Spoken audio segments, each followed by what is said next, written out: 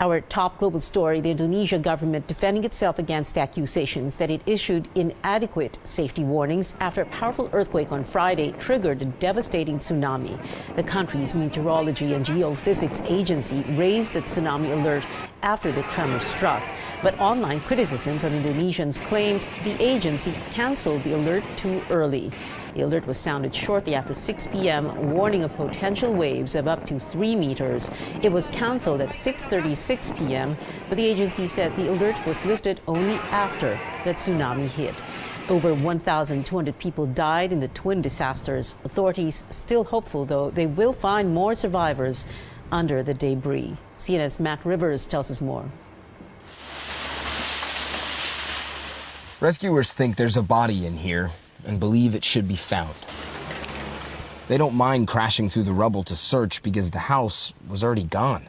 Around the corner, another search, a tarp laid in case they find someone. They don't, but these guys did. To add to a climbing death toll after a massive earthquake followed by a tsunami flattened this part of Sulawesi. If you lived here, you'd be lucky if you weren't hurt, even if you lost everything you own. That's what happened to many of these people, airport refugees awaiting a government evacuation. Most try to leave because they've got nothing left. Even some with homes intact get out.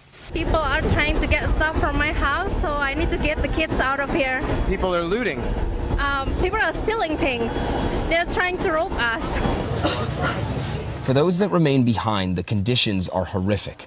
We visited a hospital that set up an outdoor ward because post-quake, patients were scared to go back inside.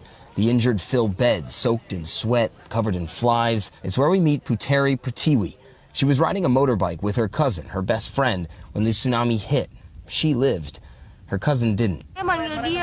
At first I shouted, she says, Ita, where are you? She didn't respond. In the beginning, I thought she would survive, but then my family found out she was dead. The stories of trauma are as common as they are awful. We meet this bandaged 7-year-old a few minutes later. He was with his mom and little brother when the wave hit. They were swept away and haven't been seen since. He says he sees a black shadow. That's what he said.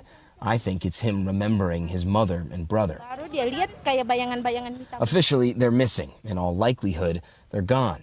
So what does a poor town do when the bodies keep piling up and there's nowhere to put them?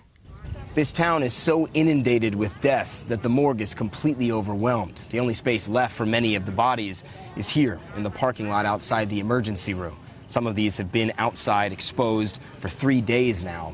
130 remain. The only solution to prevent the spread of disease is to strip the dignity of a proper goodbye. Mass burials started Monday, a thankless task performed by a military already spread too thin. They'll continue Tuesday, and maybe after that, as long as people keep searching and finding what nobody wants to find. Matt Rivers, CNN, Palu, Indonesia.